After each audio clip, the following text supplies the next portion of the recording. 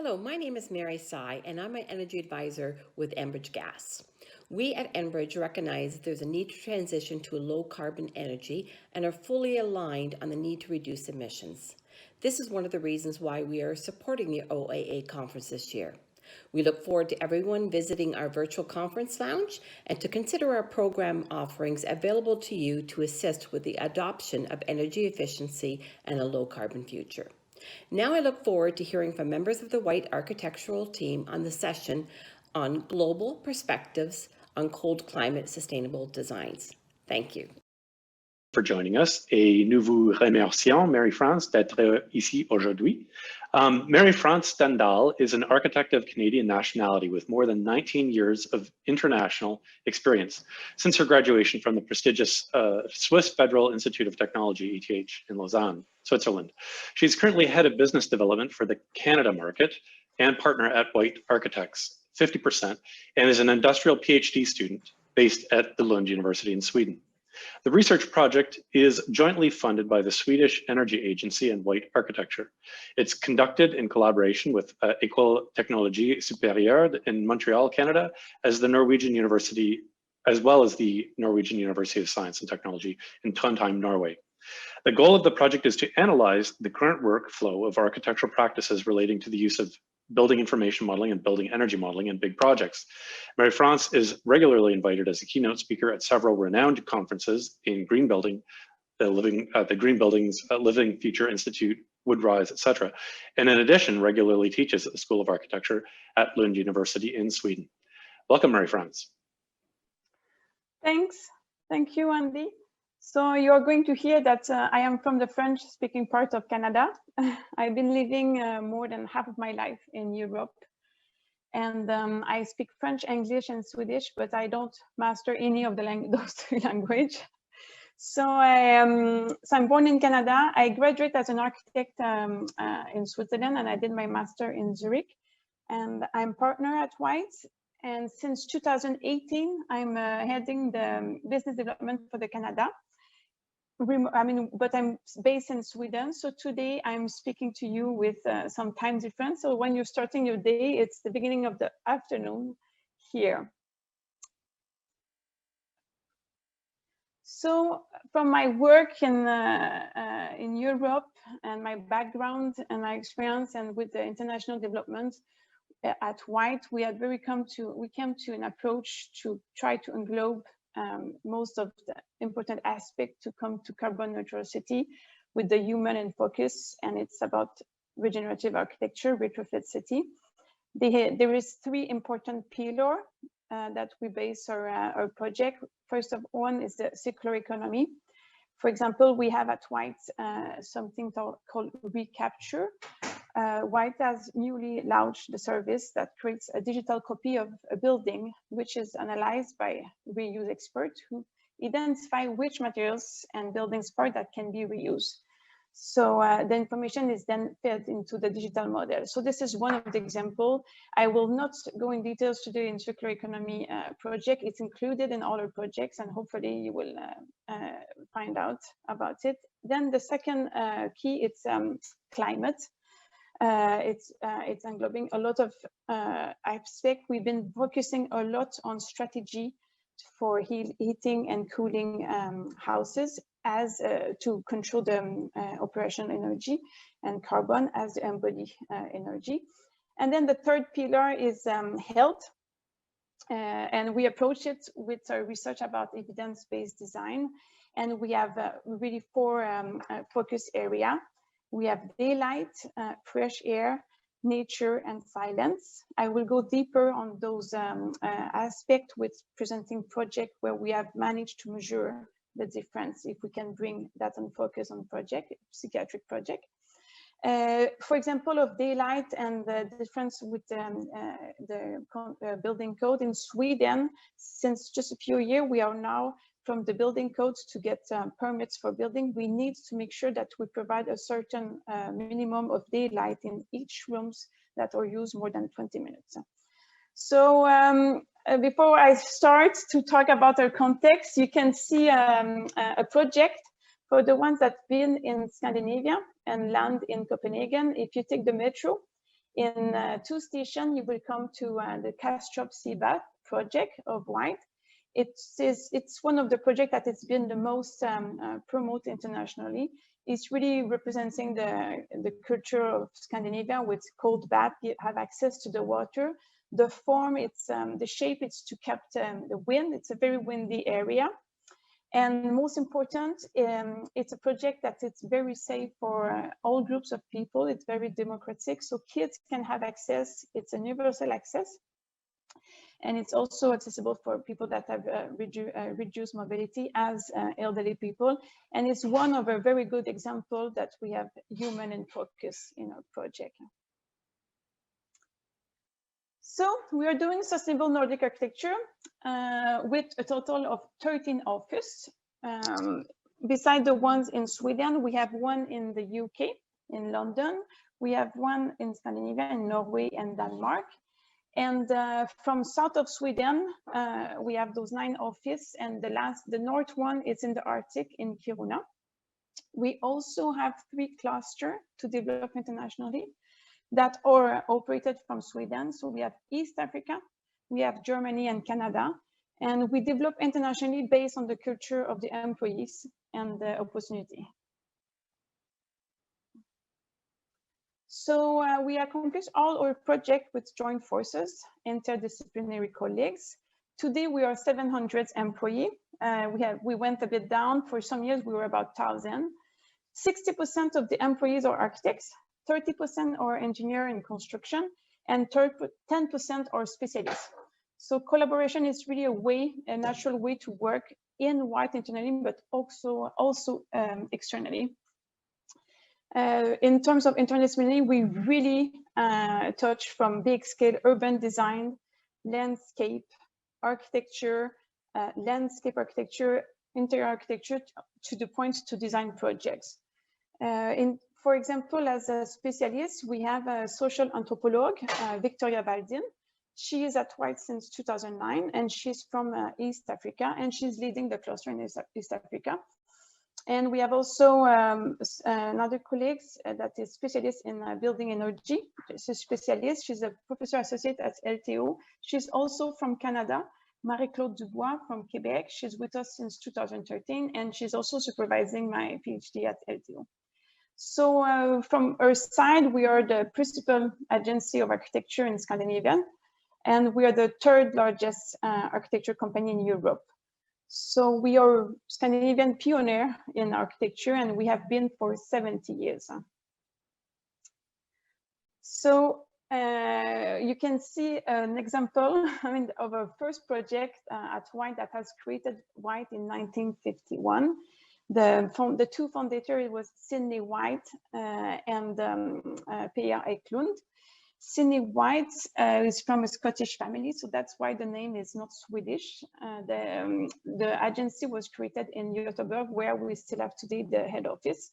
And the first project, that's the first commission that's really launched the company, was in Örebro. The name was Baron Bakarna. And it was the title of the project was that you can play in our yard, and it was a car-free project. So the first commission was a housing experiment, and the focus was on raising the quality of everyday life for family in Sweden. The boundary between the kitchen and the living room was taken away, and it was making the living room really the heart of the home. And the dining area and the balcony overlooked this playground that was car-free. And it was also very democratic and inviting everybody, even the ones that were not living in this housing project. And still today, it's a Swedish solution that we still use and can see in projects. So at White, since we were founded, it was founded as shareholders. So the company is owned from the employees. We are 60% shareholders and 10% partners. And what is very important about this way of the structure is that 10% of the benefits are reinvested every year in research and development. And in 2012, we have named it White Research Lab. And it's a very, it's a structure where we have those benefits, and it's not like we have focus area, but it's really democratic, and everybody can have access to it. You write an application a few hours, and in a week time you get an answer. So it's a way to develop the employees. It's also sometimes a way to reinforce competition teams, or even if we are in a project and the client doesn't have the money and we want to push something, we can also benefit from that money. And it's also this funds that it's supporting, oops, it's changed now, my PhD as an industrial PhD. It's from White and the Swedish Energy Agency. Oops. So the Sustainable Global Goals are, of course, the direction that we're taking to meet global climate targets. We have to reduce our carbon emission. They are very aligned with our business strategy and our daily work. Just a small story about it. I didn't know myself when they came. It's been designed from Jacob Trollbeck, a Swedish person, in collaboration with the Swedish Environmental Institute. And he had created the visual language that can show the connection and interaction between those 169 targets. So, oops. Can you, oops, okay. So we live in a Nordic, yeah, okay. There is something wrong with my slide, sorry.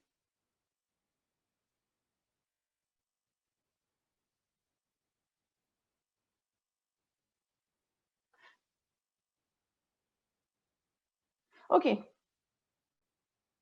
So the focus, now we are coming more deeply on the Nordic climate and the climates that we're working with at White. And the focus of my research, as I mentioned before, is about energy, operational, and embodied carbon. And I also, from different reasons and giving conference in the North, become very interested to permafrost in the Arctic. So the forest that you're seeing right now can be in Sweden, but it's from Canada. So it's very interesting to how we have a similar context in terms of the nature, the wildlife, and also the way that we govern the country as the equality between women of men. So there is a lot of similarity in our context. So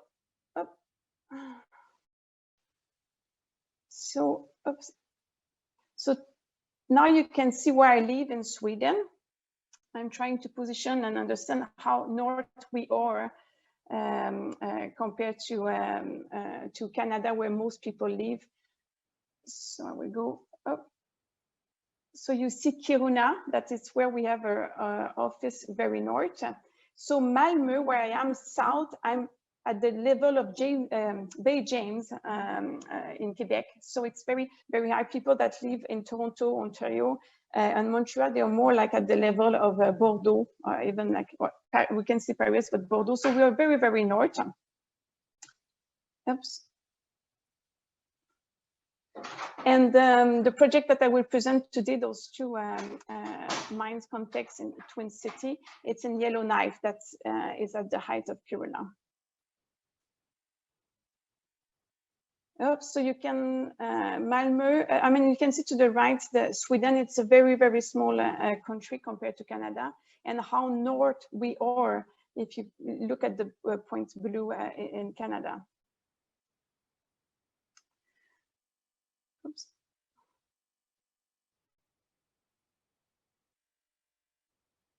So a few years ago, because I was interested to climate change and carbon, I got money from the White Research Lab to focus and study the permafrost. So that was mainly focused in Yellowknife. And the reason that it was more interesting in Yellowknife, it's that if you look at the permafrost, and that you're probably well aware, there is much more problem, I mean, or situation of climate change in the north of Canada compared to Scandinavia. So I got money to have a joint project between the Scientific Research Station in Abisko, outside of Kiruna, and with Yellowknife. So when I got to start to look at it, I understood that we were saying like climate change, it's 4 times more faster than the Oh, sorry, there is something with my slides now. Yeah, okay. Sorry. So yeah, so when I found out that I was looking in the north, and then I was interested to permafrost, and then I found out that it was 4 times faster, I started to get interested. Why in the north the climate change it's 4 times faster? And one of the aspects that I learned was about the albedo effect. We know that 80% of the heat that coming to the ice in the Arctic is reflected. And then when it comes to the water, it's absorbed. So if the ice start to melt, then there is less surface to reflect and then more surface to absorb. So this is one of the reasons why with the climate change, it's getting warmer. So there is less ice, and then there is it's getting even warmer, and then it's melting more. And then another thing is there is less time with snow on the ground, and we also know that the snow will reflect and the ground will absorb. So this is one of the reasons of the climate change. And one of the very impressive impact is when you see this permafrost that it starts to melt, and then in the border of the water, that it's every year 10 meters is disappear in the water. So it's a very crisis in this area of the north.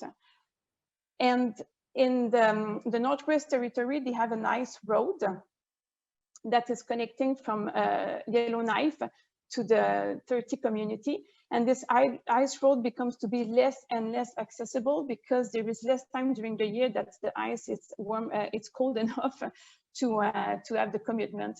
If you compare to the north of Quebec or Ontario, in those remote area, we are using boats to transport for the transportation. So it's very an issue that now they are dependent on this ice road, and there is less and less time to commute. But what it was mostly impressive that I found out when I was in Yellowknife, I was there to present a project about Kiruna, that we're moving a city because of the extraction of iron mine. I will explain why we need to move the city. But in Yellowknife, I found out that they have also a gold mine history, and they are closed down. There was 2 mines that were open and then extracting gold, and there was 14 chambers under the earth that are still there on for the mine. And when you do an extraction of gold, there is a leftover that it's called arsenic. And over the years, they have stocked the arsenic on those chambers that they are in permafrost. So today, there is 237 tons of this arsenic that is in those chambers. And because of climate change and global warming, the water has started to infiltrate it because they are in permafrost, and then now it's melting. So now it's going in the water of the city, and they are having a major problem to deal with the arsenic. So you can see here it's closed down, but how big it is, and this disaster that they have left behind when they were closed. The mining had continued until 2004, and when the company decided to close down, they handed it to the federal government. And since then, they had cost more money for the government to deal with the arsenic. That's what they got from the mines. So to solve the problem, there is a pilot project. They are using pipes in one of the chambers to keep it on the permafrost cold, so to keep it under 0 degrees. So it seems to work, but we don't think that it's a solution in the future. So it's not it's not loudly speaking about it, but it's obvious that in the future they might have to move the city, and it's probably it's one of the reasons they were inspired from the project that now I'm going to present in Kiruna. It's a project that we won to move the city. So it's the second environmental, economical, and social impact of the mining of city that I will present to you. So Kiruna, it's also about the same habitants than Yellowknife, 20,000 habitants. It's the world's largest underground iron mine. It's situated really on the west of the city. And the city have a very close relation to the mine because of the population. It's a huge economy. Mostly of the people work from Kiruna. So if we have to close the mine, it will be a huge impact. So it's been exploited as an open site, and now it's completely underground. When they found this iron sources more than 100 years ago, they had calculated was placed the mine. They have calculated that they can exploit for 100 years and they will probably run out of iron. So this is where they had, you can see to the right, they have positioned the city. And what is happening today is that they are digging and they don't see the end of the iron source. It is one of the biggest source worldwide. So there is no reason to close it. They want to keep the exploitation. But the problem is that the city is going to collapse. So they need to move the city. So the mining used to be done from open shaft. Today, the main level is 1 kilometer below ground.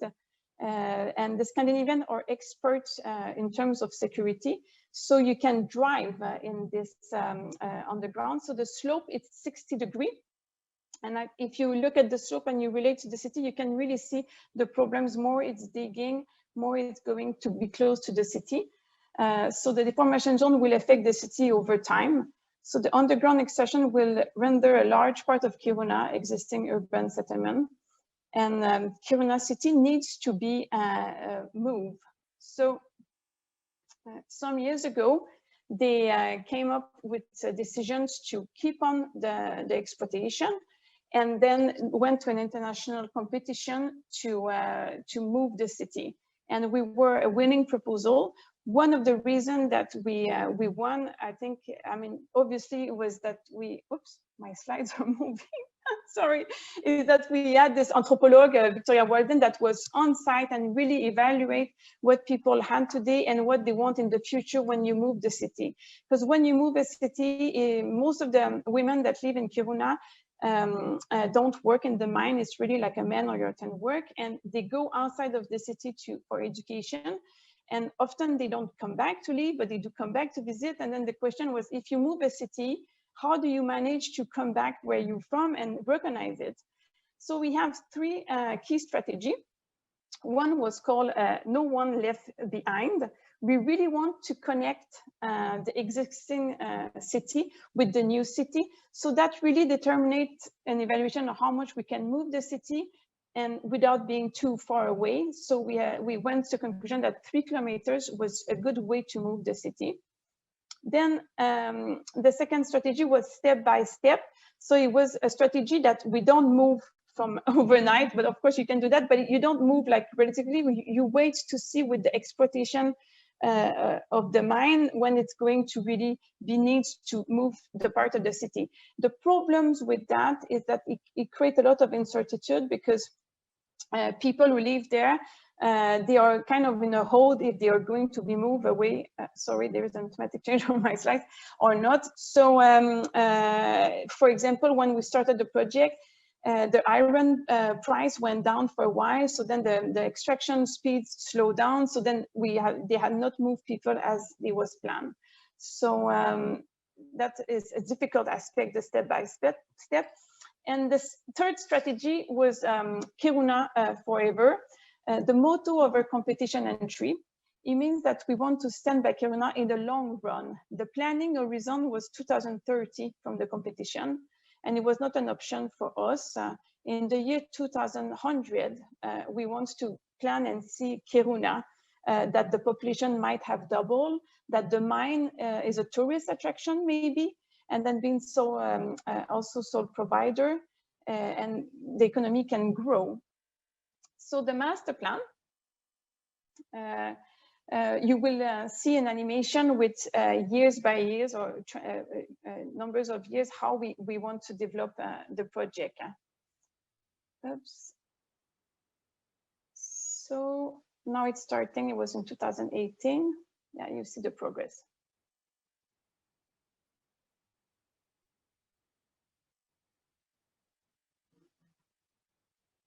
And you see the green line, it's the first part of the project. We really want, the first thing that we were planning to create was the public space. So people can feel part of this new area. And then it's growing over the year until maybe hopefully 2100. So the green place that I showed, the public space, is the shopping street. Oh, sorry about that. I'm still in the, oops, okay, yeah. So this long, and during summertime, yeah, it's okay. Yeah, so the long place that I had showed before, where we want to create a public space, it's more protected. We try to group the community more together. So when it's difficult during winter time, they get to see each other. They have commercial in the, I'm sorry, my slides are moving all the time. If you give me 2 seconds, I would make an adjustment. Oops.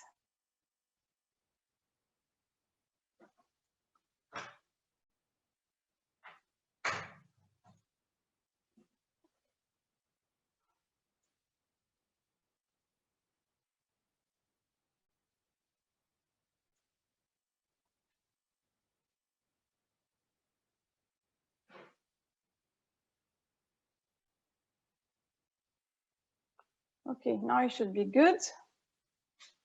Oops. So we try again. So the shopping streets that I was before, and during the winter time, that make sure that people get to see each other. When we were on site with our anthropologue, it was a comment that the way they live today during the winter, they really don't get to see each other. So be more like in a density area, they can see each other. And from this center place that is more horizontal, then it can be developed to connect with the nature from north and south. You're still changing automatically my slides, sorry about that. So, another, now I will more focus on the health, and this is also work that it's been supported from White Research Lab. And it's industrial PhD at White that had make both focus on this project, and it's about evidence-based design. So the factor healing process, as I mentioned before, the nature, daylight, fresh air, and silence. So, this architecture as a medicine, it's called, it was the result of the research, and it was a book that my colleague Stéphane Ludin has published. And it was based on the research that we done at the hospital called Östra Hospital between 2000 and 2005. It was opened in 2006 and awarded as a care building prize in 2007. So when the project started, the client asked us if it was possible to create a healing nursing environment for psychiatry. And at that time, we had Roger Rich that was measuring the evidence-based design and its impact, and he was doing, he was involved a lot in Sweden with lecture and teaching, but he had as the main criticism from the science community that he couldn't measure his result about evidence-based designs. So what we knew for sure, it was that stress aggravates all illness. Stress reducing factor improve the healing process.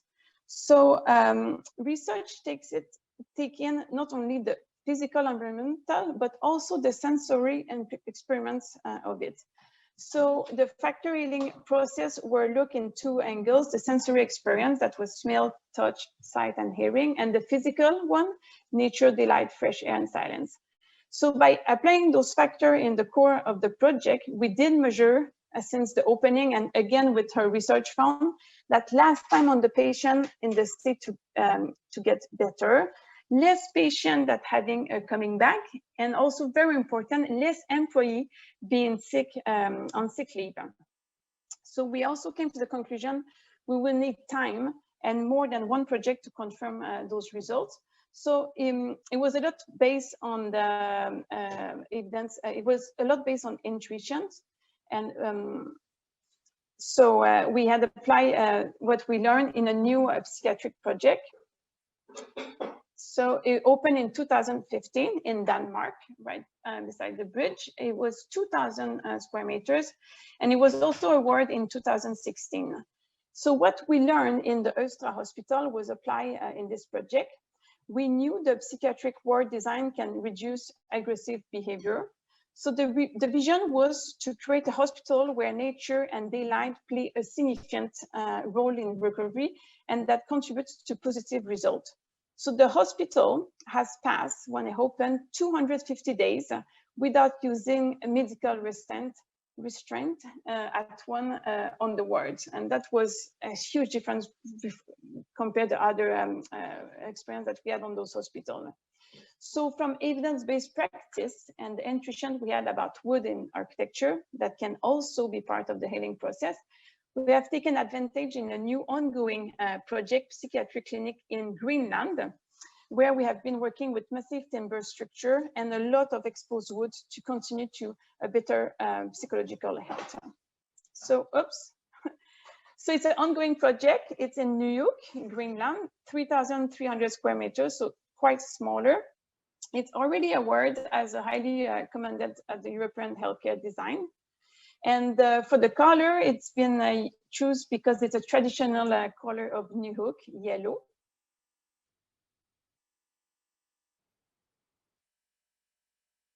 So now I'm taking a break to speak, and you can look at the image.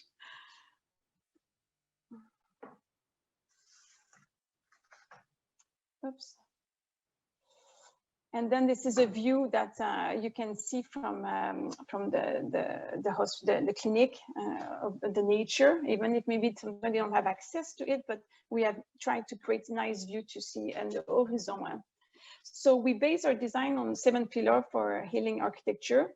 We promote dignity, we encourage normalcy, we create a free and open atmosphere, we promote social interaction, we promote patient independence, and we offer views to the outside and free access to the outdoor environment when possible, and balance the demand for safe and healing healthcare environment. So in 2018, 30 years after the first study that revealed that the psychological impact of nature on hospital patients with Roger Ulrich, Natura, it's a film of a French journalist, Pascal Deme, present for the first time to the public researcher, not have enough evidence to confirm that immersion, even brief, in natural environment, including urban, have a positive effect on our health. So I had select some sequences. I will, there are 2 of them are in Japanese and subtitled in Swedish, but even though they are short, so I think it's interesting to look at it, and I will briefly summarize what it's about. ただし、その中で最も重要な要素は嗅覚、いわゆるフェットチッド。フェットチッドについて簡単に説明します。木がね、自分を守るために害虫をですね、いろんな害虫から自分を守るために出している物質で、このフェットチドは要するに香り物質で、実は私の研究ではこのフェットチドが人のナチュラルキラー細胞の活性を高めることを実験室でも証明しました。ナチュラルキラー細胞は白血球で免疫細胞です。で、実はこのナチュラルキラー細胞ががん細胞をやっつける役割がありまして、我々の健康には非常に重要な細胞です。2泊3日の心理浴によってこのナチュラルキラー細胞の活性が増えていることが分かりました。52% 増加しました。So what they are saying is that the effect of the smell, in this video it's about the smell of the nature of the wood. It proved that it's increasing the production, regeneration, and stimulation of the cells. So the new cells heal the sick one. It was about cancer cell. And they are also measured that you need to spend 3 consecutive days in nature to activate those cells. And by doing that, you have an increase of 50% of the activation. So now the next one.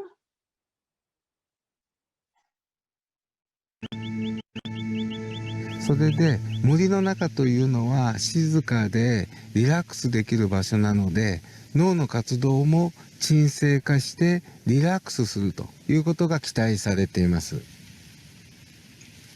ですから人の体は遺伝子的にも自然に対応してできてしまっているというのが根本的な森林浴の考え方です。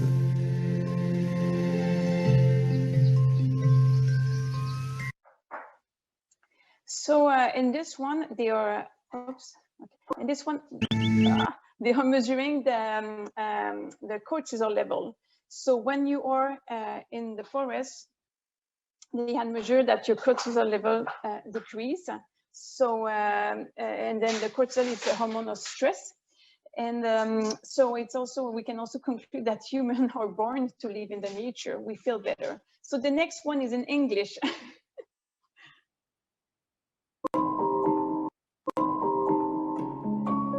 What you see lighting up here is the brain structure that was related to living in a big city. That's a brain structure called amygdala.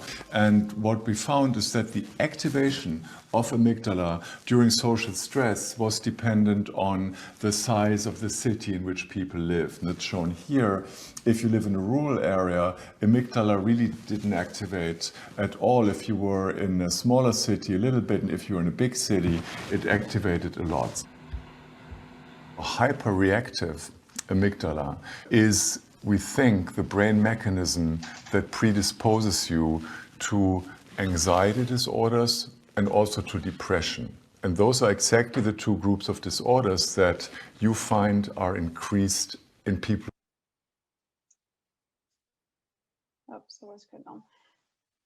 So from the last three sequences, if we summarize, the brain is 50% calmer and relaxed in the forest, 12% decrease less cortisol, the hormone of stress, and the part that we're missing on the other one, it was that the part of the brain that is named amygdala is 40% more active in the city. And they believe, the researcher, that this is the part of the brain that is responsible for depression and anxiety. So research shows that being surrounded by wood can decrease stress and anxiety, improve cognitive ability, increase positive social interaction, and overall improve health, well-being, and performance. So it's just a question of time. Our intuition about wood can be measured for the research and become evidence-based design. Oops. So let's the nature lead. So the question is, how do we bring as architect, urbanists, and urban designer, this well-being effect that we have in the forest to the city? So urban design as architecture play a very important role to bring the nature and the contact with natural material. So in to how we can, with the wood architecture, to give access to the water, the nature. Here we have again a bath. So it's a project from 2015. It's 200 square meters. I will go a little bit faster if we want to finish this. I will inspire you now with project that we had used wood and focus on the nature. So it's all wood finish in the inside, and you're on the water. Another project that wood architecture to give access to water, it's in Denmark, 2013. It's a 425 floating facility with a 75 square meter bridge construction, and of course a sauna, 55 square meters. The platform of this one is in concrete, but then it's wood, and you're really in the water with the horizon. And then the one I started introduction with, it's from 2011. It's 400 square meters, and I talked about it before. And all of the tools too I present, it's all like universal access and democratic. Everybody can use it, and this one is free access. So wood architecture to give access to the water and the nature. Here is a winning proposal, an observation tower in Sweden. We won it in 2019. It's 12-meter tall observation tower. It's entirely in wood and it's made up with 140 wooden ribs that form a 3-dimensional structure. So with architecture to be close to nature, we have nature rooms, buildings located in certain biosphere reserve and allow people to understand and study facts about that reserve. It's a project from 2011. It's a 1,000 square meters building and a 1,800 meter bridge construction. Another nature room, it's from 2012, completely different. More like close to the water instead of that one that was really in the reserve at 650 square meters. It's all CLT elements, and it was you will understand when I show the inside. It was drawn with 3D rivets to manage those connections of the roof. Then housing, so wood architecture to increase well-being by living and working in close to it. It's from 2018. It was 52 units, 8-story. We were not the architect for all the projects, but the one that we have done, we have decided to also show the wood inside. So the units were a bit more expensive, but they were the ones that were sold first. So people have choose to pay a little bit more, but have this wood finish inside. And you can see the thickness of the wall when I was speaking before about our strategy of healing and cooling passive house. So we have a very thick wall. It's a project also in Sweden, Kvinnohuset. It's a place for women, also wood inside. And then we have, it's a school and office in Sweden. It's a campus Valla. There is wood finish. It's from 2019. So the inside where the students at the library. Then another office projects with CLT example. It's a small workshop and office building in 2-story with passive house and door. And it's very energy efficiency. You see inside. So we also have environmental specialists working on the carbon definition. And we are using our White Research Lab to develop on that and try to be closer to the policy and academy. We believe that sequestering biogenic carbon, it's something that should be taken in the calculation. It is not officially in Europe. We have the right to look at it and calculate it, but at White, in the White carbon definition, we do calculate all of our project. So now I have a small video about Greta. I mean, I cannot present here from Sweden without having her ambassador, and she have a very interesting video that she did with journalists about biogenic carbon. To survive, we need to stop burning fossil fuels. But this alone will not be enough. Lots of solutions are To survive, we need to stop burning fossil fuels. But this alone will not be enough. Lots of solutions are talked about. But what about the solution that is right in front of us? I'll let my friend George explain. There is a magic machine that sucks carbon out of the air, costs very little, and builds itself. It's called a tree. A tree is an example of a natural climate solution. Mangroves, peat bogs, jungles, marshes, seabeds, kelp forests, swamps, coral reefs, they take carbon out of the air and lock it away. Nature is a tool we can use to repair our broken climate. Okay, I think I have speak too much. I mean, I still have the last part of the presentation. It's about carbon definition, where it's from. The first one that was done from the Norwegian that we have very study. And then when we got to understand the one in Canada, the green building, I will not have the time to go in details. We can maybe take it during the question. I will be happy to answer it after if you contact me. So I think, Andy, I will let you jump in. Sure. So I guess we've got some questions from the audience, and if anyone wants to ask a question of Marie-France, they can put it in the Q&A box. The first one that we're starting with is fuel sources. Diesel and oil are common energy sources shipped to the north. Given the limited options for solar energy, passive and active, in the north, is there a path to green energy autonomy for northern climates? And what can we in Canada learn from your approaches in Scandinavia? Are you able to meet passive house or zero carbon levels of performance in the Arctic and subarctic climates? Well, if you had asked me 3 years ago, when we start to really look at the carbon, we say, yes, no problem. And then we end up to have a project in Yellowknife with a source of energy that is completely different than what we have here in Sweden. And it's a challenge. It's a very big challenge. There is less time or source of energy, the sun, to produce energy. And then when we produce energy, if we are not connected to a district, then you need a solution will be a battery, and it's not something we have. And I don't think in the future, if a battery to store your energy is a solution. Something that we had looked at, it's called pyrolysis. So it's about burning in a very high temperature, wood and food waste. And what it's interesting with this process is you release very little carbon emission, and the leftover, it's biochar. So this is really done in a circular economy approach. If you have your food waste and wood to burn on site, there is no transportation. You're creating energy that you use pyrolysis, very high temperature, so you don't release so much carbon.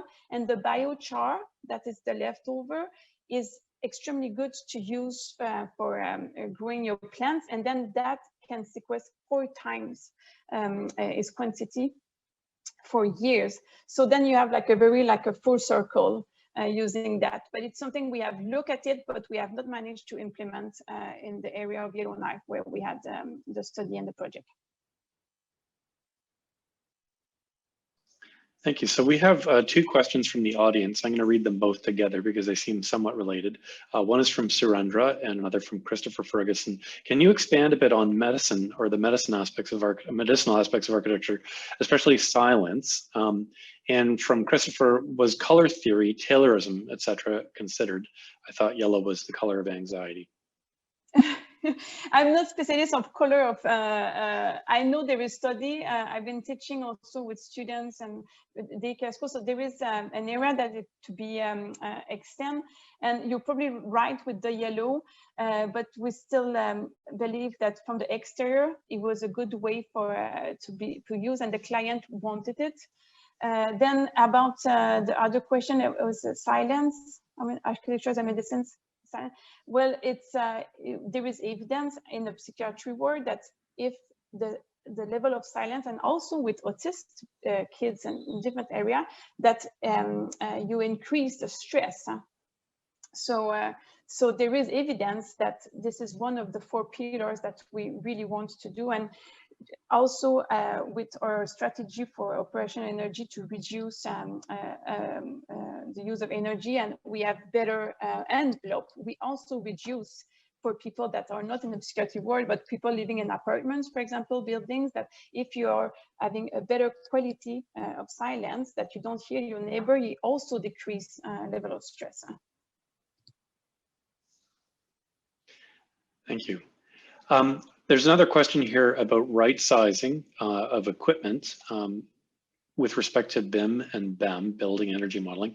It used to be that architects developed design schemes only to be handed off to sustainability or engineering consultants to optimize energy performance, and later through design development. Given that some of the most significant energy savings can result from envelope and massing optimization in early and schematic design, how are you working with your teams at White to dial in optimization?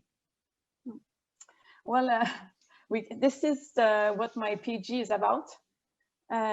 We have identified problems that building information modeling, it's really from like the engineer and architect world, And then the energy simulation, BEM, building energy modeling, it's been developed with more the physics of the building.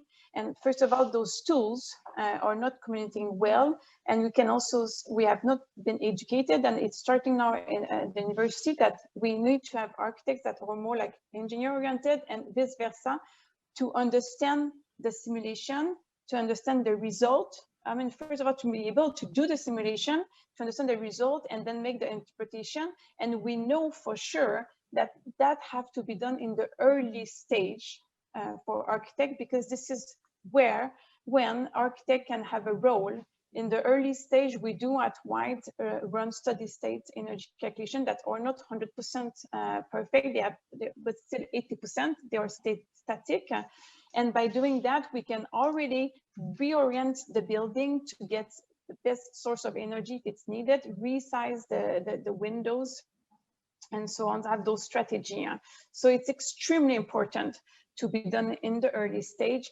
And we need to increase the knowledge of the architect and better collaboration with the engineer that we meet in the early stage, and also be able to make the interpretation of the results. Thank you. We've got a couple of questions that are somewhat related from Lowell Low. One is about air tightness in buildings and kind of what are the levels that you're achieving. I guess in Sweden, you've got some objective standards for these things in building codes. Another one was, are the thick walls in your apartment block dense packed cellulose, or are you, what are the predominant insulations that you're using? Yeah, I mean, when I was presenting this project, I also been thinking that now we're coming to conclusion that for 20 years, we had really focused with the lead on the energy, saving energy consumption of the building. And then now we realize with the carbon that we cannot minimize the impact of the embodied carbon of the materials, the energy there. So we will probably not continue to have so thick envelope. We will need to find a way to be more balanced to which way we can push the envelope, and what is the impact in terms of the materials that it's put in the envelope. So this is also an aspect that we're studying, but it's under process, and it's a study that we're working on at White, and with also our clients. Then what I was want to say, yeah, I lost. The building code in Sweden, it's passive. So, I mean, if I want to come to numbers, I need to maybe have direct contact, because those numbers are related also to the function of the buildings. So it's different depending of the function and the user. It's not only like one number.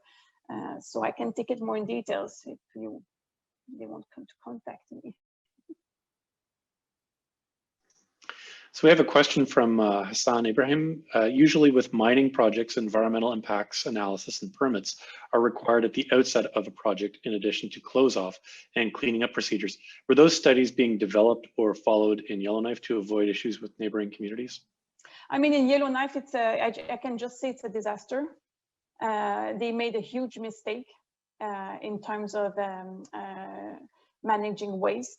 They should have never, and it's easy to criticize and say it after, but at first, when they started the extraction, they put the arsenic on like a dump with snow. And then what ended up is that there was one small kid that died because he had eaten snow, and then he got poisoned with the arsenic. So, and then we talk, it was in the 50s, so it's easy now to criticize. So the decision was taken to put the arsenic on those chambers. And then today, we don't know what to do with it, besides keeping them frozen. And it's not a realistic future, but I cannot say, and they are closed. So I can imagine that for future development, and today there must be in Canada registration, very strict rules to follow. Perhaps not strict enough. We have a question from Mariami. It's actually a question that's close to the work that we're doing as well, is how can BIM effectively capture additional data such as embodied water, embodied carbon, exergy, and what are the BIM tools that you're using? the BIM tools to use for what? For capturing additional data such as embodied carbon or water in your materials. Oh, embodied carbon. Yeah, well, I mean, it's in the if you are in the Revit model, there is already place there, or you can create space to put equivalent factor if we talk about the materials, because carbon, it's energy. So if you know what is the energy to get those materials, and then you can add the equivalent factor. And then the idea is that we can add it in simultaneously when you design, so you can see if it's increasing or decreasing. So it's the way to program the tools. What I'm looking at, the problem is that we have a language between the simulation, the energy simulation. They are not done in the same software. So we take models from Revit and then we move them to other software to run simulation. Then when we can, with a small automation, manage to have those calculations. So we are very focusing to have better tools to work together and also get some interpretation to help to take decision. So when it comes to the water, then I have no idea. I cannot answer that one. Thank you. Here's a question on indigeneity. Have you worked with and applied lessons, forms, wisdom, and sensibilities from Indigenous people in architecture? Nope. The reason that I had connect, I forget to explain that, before, I get very sweaty with my PowerPoint, but I grew up in the north of Quebec, in the Bay James. So my father was working for hydroelectric Hydro-Québec and power plants. So we were probably one of the first climate refugee. When the water raised, they moved us to Chisasibi. So I grew up with indigenous, you see, our First Nation community. And I was very interested when the project was happening in Kiruna with the Sami. They are called Sami, and then the Dene and Yellowknife. So this is my take on, it's more like about the social aspect than about the architecture. And I mean, there is some interest, but I think it's much bigger, and you're much better than me when it comes to architecture in Canada and the First Nation. Thank you. From Gordon C. Stratford, in your Kiruna master plan, is there a mine afterlife scenario? In the Kiruna master plan after? Is there a scenario where the community continues to thrive after the mining operations have ceased? When they stop to do the exploitation of the mine? Or? That's right. Yeah, no, we don't. Yes, we have a strategy to create project, to create attraction. I didn't go in details on this proposal, but it was also an idea of a biennale, create like activity to bring more people, more economy. But we are working with the idea that there is an unlimited, we cannot measure the quantity of iron that it's still there. So it can be 100 years or many more years. So it can also be a question that they stop the extraction because it is destroying the land there. It can also, we are also look at it as maybe it can be a robotization and then people are remote. But no, there is a plan to keep having economy from the mine and create an economy from be innovative with activity in Yellowknife, in Kiruna. In Kiruna, it's also, they have ice hotel already there that bring a lot of tourists, and there is also, of course, the Nordic Light, Aurora, that is also possibility to create. So in the strategy, it was also a focus to create an economy, but we have not come yet with a solution that we can measure. But the idea is that the community will keep living and go on. So we're at the top of the hour now, so I think we need to move into another session. Thank you very much, Marie-France, for presenting, and thank you to the audience for participating and asking great questions. Oh, 30 minutes left. Do we have 30 minutes left? I thought this was up to 10. Okay. Me too. So I All could right. Fireside chat around the carbon definition. So I guess we have time. Yeah. So what is your take on off-site carbon offsets, do you consider offsetting viable strategies or another form of greenwashing?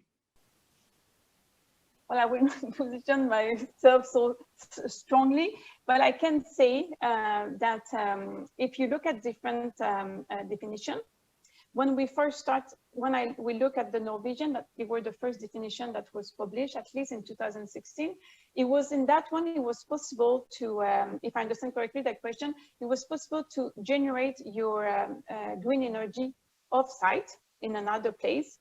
But it was never possible. So that was first thing. And when we look at it and we define our definition at White and also with the pilot project at Green Building in Sweden, we allowed only 25% to be done off-site on production. Now I'm talking about producing green energy. And the reason for that, it's about democracy, because if you are like a developer and have a lot of money, then you can produce all your energy in another site. And then it doesn't force you to work where you are and then produce it with solution. The other thing, if I understand correctly, you probably mentioned it, you mean the carbon credits, to buy carbon credits to compensate. This is not something that we have in our definition. It's not, I was very surprised when I started to work in Canada. You cannot do that. So, and then that brings us to what is a carbon neutral project, because in different countries, if you can use carbon offset, and then I will not go in the discussion if it's greenwash. There is a fact about it's not really used well sometimes. The trees are not even growing as, anyway, we're not going there. I don't want to position myself there, but this is not something that we can do in Sweden with our definition to see that we're carbon neutral, and either with the definition from Norway. So when you look at all the definition, and then sometimes when we position and say this is carbon neutral, so I think what is the most important is to take action to reduce your carbon emission. Then it's not that important if you, what is it, if you can see it's a carbon neutral or if not, because it's really based on the definition. And at White, as I tried to mention before, we are considering the biogenic carbon.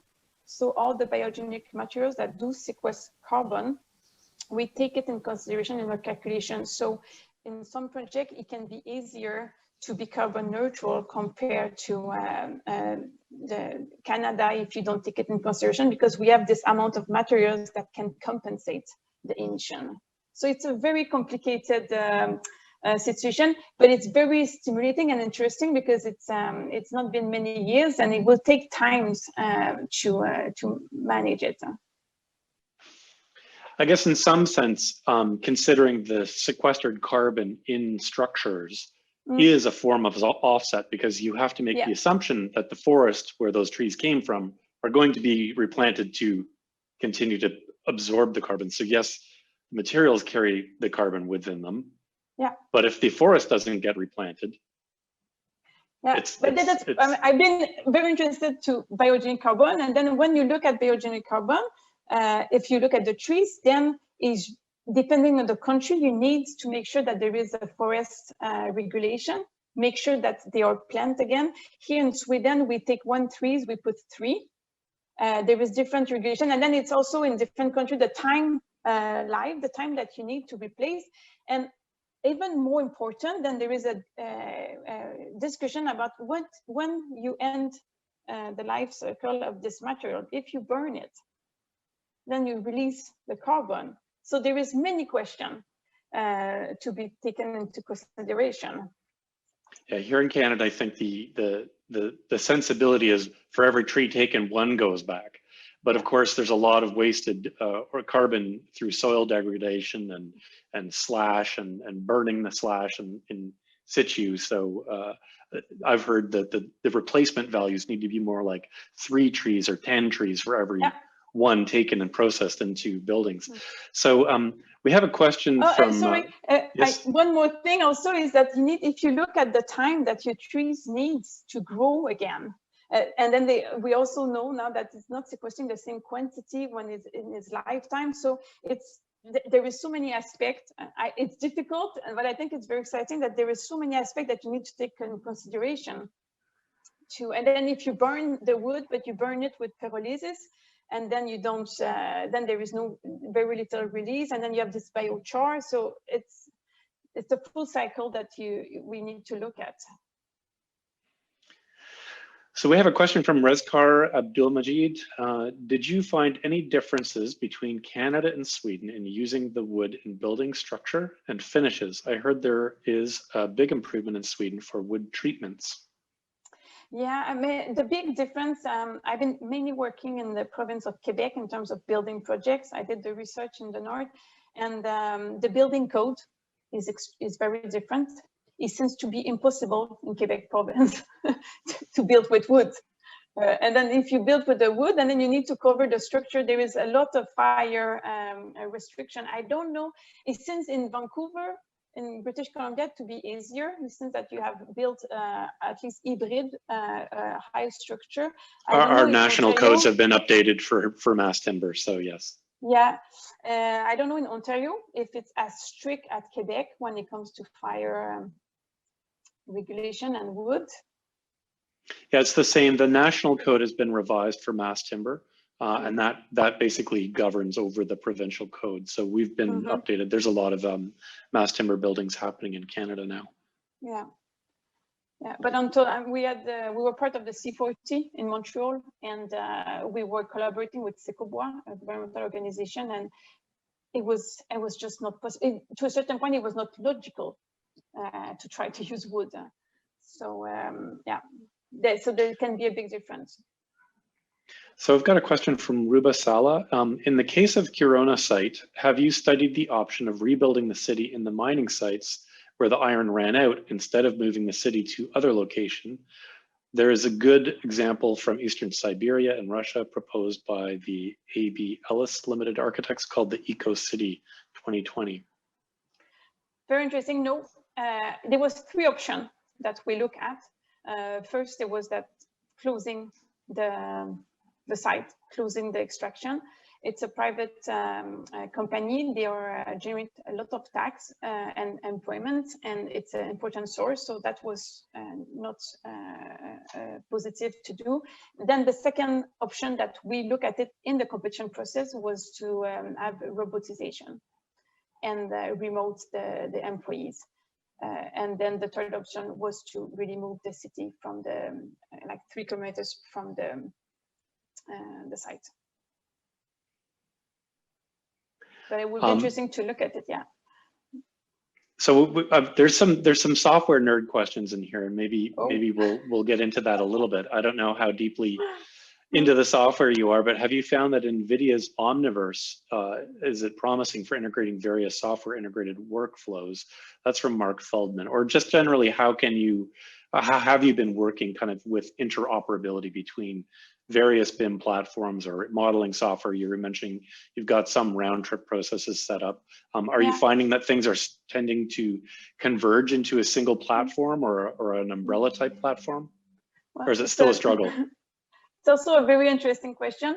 In my first years of PhD part-time, I did a review about BIM to BIM to really like understand the problems and identifying the gap of knowledge. And I found at 3 different levels. So the first one that I've been very looking at, it's automation. How to make BIM more like automation, so you can, in the early stage, with a simple like level of development model like 100, you can run a steady state energy simulation to address your design. Then the second step, and then I already start to work on case study and write a script. It's not really rocket science. You just need to understand what are the specific data from the energy simulation that it needs to make sure that they are generated right in Revit and BIM. So then the second step is the interoperability. That it's definitely from our experience of big project. If you talk about hospital project, we have not managed at White, and I don't think it is a good solution for big project to make it work. and it's something that I was thinking to look at next year. And my next step is the data sets connected with embodied carbon. But now I'm starting to feel that there is so many parameters that it's probably artificial intelligence, that's a learning machine that will have to jump in and try to work on that. So when it comes to interoperability, I don't see solution. I really believe that we should manage a lot more in BIM compared to those software that are around when you are in the not in the early stage, but in the design, quite advanced design stage. But I have not found until now solution. But it's improving fast. Right. We have someone that does a lot of energy modeling here, Mary Amy, who's a student at Lund, incidentally. For the early stage design energy assessment, it was mentioned that you export BIM models from Revit and simulate it with external BPS tool. How efficient is this type of workflow can be when it comes to BIM integration? Or how does geometry need to be exported every time a new change is made in the BIM model? Do you consider using a BIM integrated building energy model tool such as Autodesk's Insight for Revit? It's not efficient, and it's why that's the reason my first focus was on that, to develop script in Revit, so you don't need to export your model in Rhino, or you start in the very early stage. You see in the company as a methodology, you start in Rhino, because in Rhino we do have developed internally tools as other companies to do those early stage. But we try to avoid, and this is not something working, we now trying to add script in BIM to connect with the calculation. Is this a proprietary script you're developing? Or is it part of is it open through the university, or is it a proproprietary script from White Arkitekter? I mean, if any of you is interested to test the script, it's open source. I would be very happy to have a moment. When I teach, every year when I teach at the studio for 3 months, I do share it with the students to try to find out if it's working, but it's a small scale. That's school projects or daycare. So don't come with a hospital project, but small scale. I mean, please contact me. I will be very happy to have enthusiastic people that wants to try it. That's promising. I think the more we work together and collaborate on open source solutions to these problems, then we can all benefit from them, because a little bit of work, everybody's doing work off in their corner. So to come together with some of these in a collaborative way, I think can only serve the profession, because we have to do a pretty massive and rapid transition to zero carbon architecture. Here's a question from Don Ling. How do you tackle conflicting goals or priorities, such as economic development when trying to advocate for sustainable design? So here's one example. We often are presented with the idea that capital cost trumps everything. The building has to be low cost somehow. And that can sometimes preclude us from spending even 5% on the capital expenditure necessary to do zero carbon building or a very energy efficient building. So I know there's a different sensibility in Sweden. They consider the 100-year, 300-year life cycle of a building, whereas in Canada, we're really looking at 50 years or less. I'm just wondering if you could speak to that aspect of the profession. Yeah, I'm asking myself the same question, because I'm not from Sweden, so I've been looking at different contexts, and I see the situation in Canada. So my answer, but I'm not sure this is the answer. I think the building code, can be a solution, because here in Sweden, the building codes say that your envelope needs to be passive, and it's still not as low as some certification, but the BBR, that is our guide, the regulation, it's quite low, but compared to Canada. So building code is one thing, and as I mentioned during the presentation, now the building code is giving you the obligation to provide natural light in each room. So there is no question of the cost, and maybe it costs more, but you also increase the quality of your product, of your project. So in the long run, they get it back. So this is one aspect, and then the second aspect, I have to admit that Sweden sometime in this area, they have like a longer vision. They will see like the effect to invest more at the beginning, the benefit, that if you reduce and then also comes to, it's related also to your cost. If you just take as an example, your source of energy. I know that in Quebec it's different for the other country, the other province that I know when it comes to source of energy, but doing a project in Quebec, when 94% of the source of energy is hydroelectric, and it's clean, kind of, and it's not expensive, it's very, very difficult to convince any builders to make a thicker envelope to save energy. But here in Sweden, if you're in 50% of our energy, it's electricity, and the rest it needs to be, we are burning garbage, and we are, now I'm changing subject, we're so good to recycle that we're burning garbage from the UK to produce energy. But anyhow, so our source energy is completely different than the Quebec context. So we have to be more careful. So people want to live somewhere that it's not so expensive with to be warm in your in your house.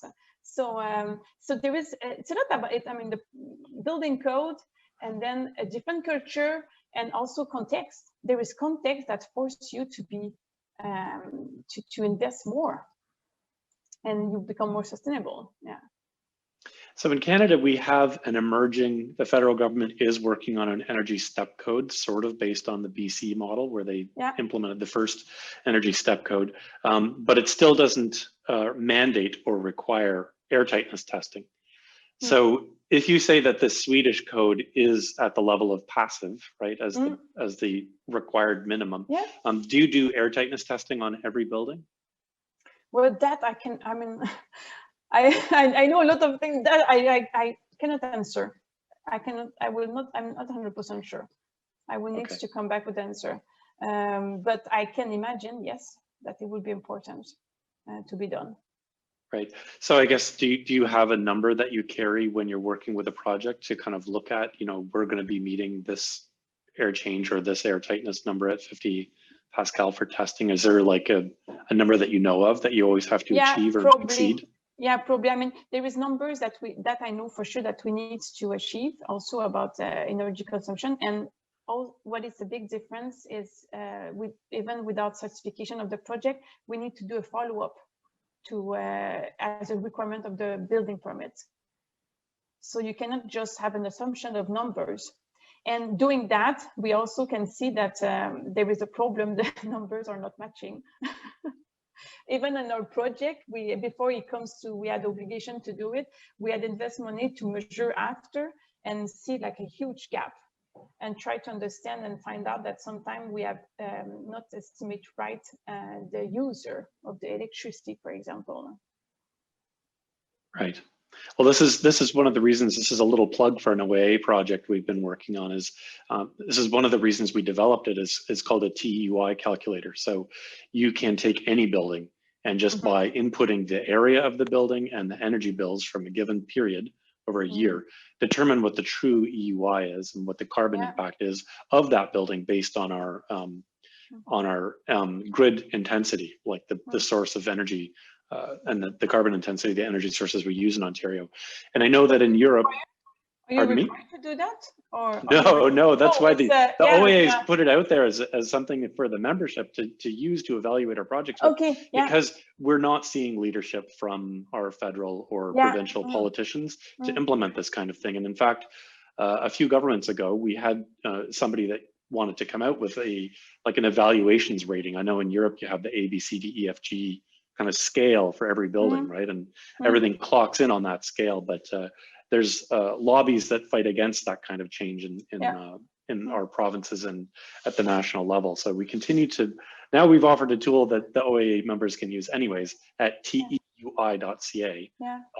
But keep on, because this is the way that you make, because it was not like, I mean, Sweden now is an example, we compare with different contexts, but things didn't happen just because people want to spend more money.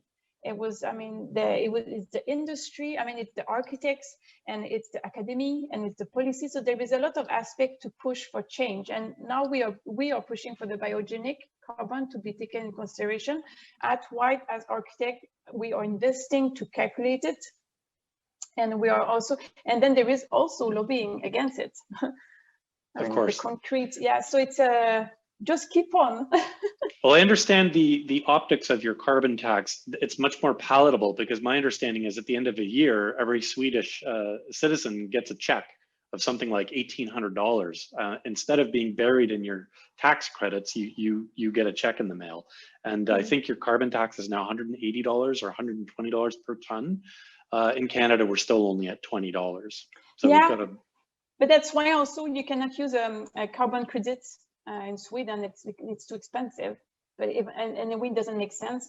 But I'm still surprised we allowed. Yeah, the things are changing. And there is, we have a lot to learn in Sweden from Canada in many areas. We're not better at everyone.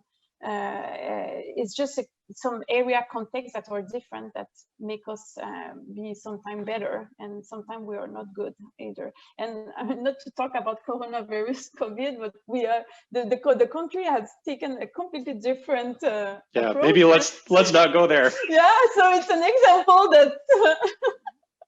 Yeah. So we've got one more question from Mariami. Thank you very much for the informative answers. This is the last question from her.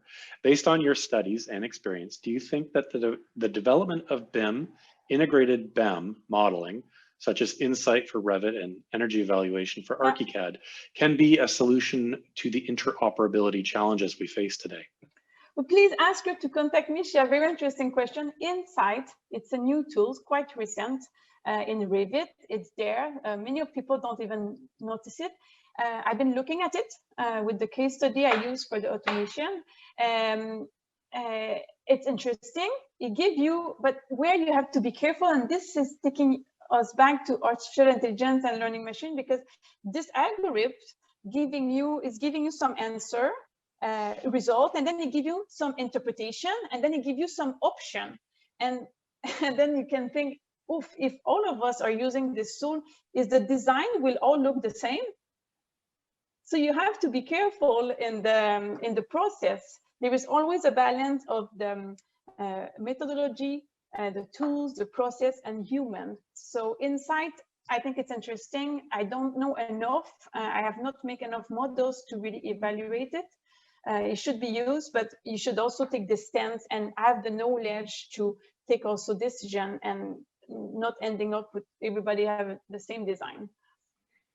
Well, this is a fairly common criticism of passive houses, that people say, oh, they all look like, bunkers, right? Windowless bunkers. But that's an unfair criticism. If you know what you're doing, you can be creative. I also think it would change when I mentioned before that now we're looking at how far you can push your passive house, and considering the embodied carbon, the materials that you put to have it so passive. So I think we will have it will take some adjustment, but of course, so I try to not use passive strategy, because people think of passive house and it can look terrible. So one thing we find with BIM to BEM, we're using integrated energy modeling in the BIM, and then we compare with other platforms. Our federal standards has a platform for smaller buildings, but other tools like Cove Tools or eQuest or Energy Plus.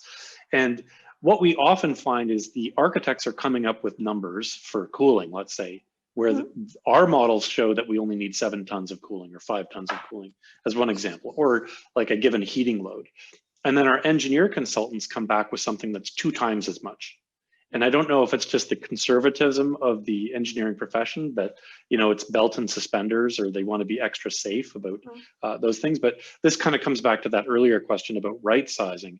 Do you find that you're struggling with engineers? I know I've heard this on larger projects with engineers of record on local projects, and then a consultant engineer from Germany that is, you're really kind of butting heads, because the numbers that the modeling predicts are much lower than what they want to put in terms of systems. Do you find that at all? Yes, one of the reasons is the lack of knowledge from both areas, from the architect and from the engineer. Even if in Sweden we're quite good to collaborate and include people in the early stage, it's also the reason why we have a gap in the tools. there is a lack of knowledge.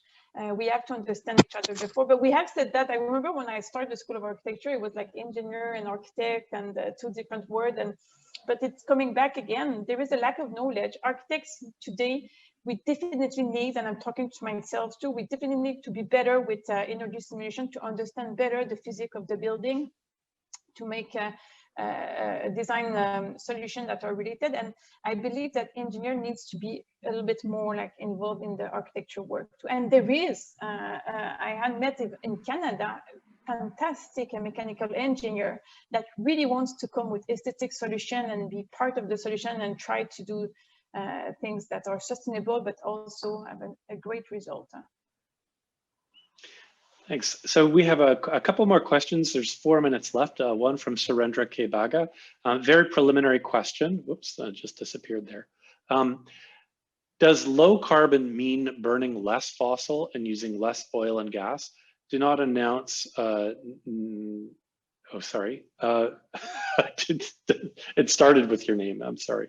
I guess ultimately what we're asking is fuels. Are we aiming for 100% electrification?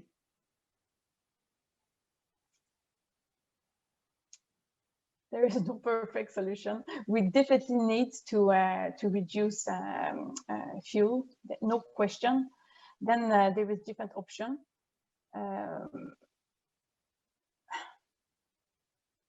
I mean, electrification doesn't work everywhere either. So, I mean, it's a difficult answer. We need to reduce, we need to be innovative. We also need to reduce our consumption. It's not only reducing the source. We probably need also to reduce the consumption that we're doing. We're over-consuming. Living in a big, and then this is living in big, I mean, living compact, living in big space, driving big distance. I mean, and it comes, and that's also what about food? I mean, we definitely need to change our source, reduce. We need to also stay balanced. It's not one or the other, but we definitely need to reduce our lifestyle consumption. I don't know what the number is in Sweden, but Vaclav Smil, you know, he features in Manitoba, but he's written a huge book on growth, some 1,000 pages per person. So in Canada, our average consumption, total consumption, all sources combined, is about 390 gigajoules, whereas someone in the United States is 300 gigajoules. So we consume more because of our climate, partly, but the long distances for transportation as well. Yeah. So global consumption is not just architecture, but clearly architecture is a 40% of the pie. Yeah, so Andrew Geldard says we are using Cove Tool to analyze the EUI, TEDI, and GHG in the early stages. Have you tried Cove Tool at all? No. Okay, well, if there's anything else you'd like to close out on, we have 2 minutes left. Yeah. Well, back to the question before about consumption, it's also, we need, and now we see it with the pandemic that we are in, we also need to design buildings that have more than one function, that can be used more hours a day, combine different, and this is something we teach in school, and I'm sure that you have the same in Canada, but you cannot have, now we have all managed to work from home, most of people that were equipped or were having a situation. So you have all those office spaces, you have all those schools. I mean, there is a lot we can do. Yeah, there's a number of real estate managers in the United States that have said the exclusive 100% office building, they're starting to look at converting a lot of these back to office homes, home offices, and mixing the uses just because, you know, they've had empty buildings for a year and a half. Yeah, and we also need, we see, I mean, maybe it's dangerous. We're going to be more isolated, and Swedes are not extremely warm people to start with, and now they are like, there is no contact. So is that the future, that we all be isolated working at your place? But maybe also a question of balance. I thought it was very convenient that not have to travel as much. And now we can see it's not as nice as we present in real life, but we did manage an exchange from distance. So it's also not the future. We still need to meet. We are human, but yeah, we need to find a balance between working at home, but we definitely don't need so much of those office spaces that we had the habits to use until now and waste time to commute there. Right. The answers, I think, are a blend of both. Well, thank you very much for participating from Sweden today with us, and I hope you have a great evening, morning, night. Apéro time. It's the end of the day now. Perfect. So have a All good right. lunch. Thank you, Marie-France. Thanks. Thank you, everybody, for joining us. Thanks. Take care. Bye.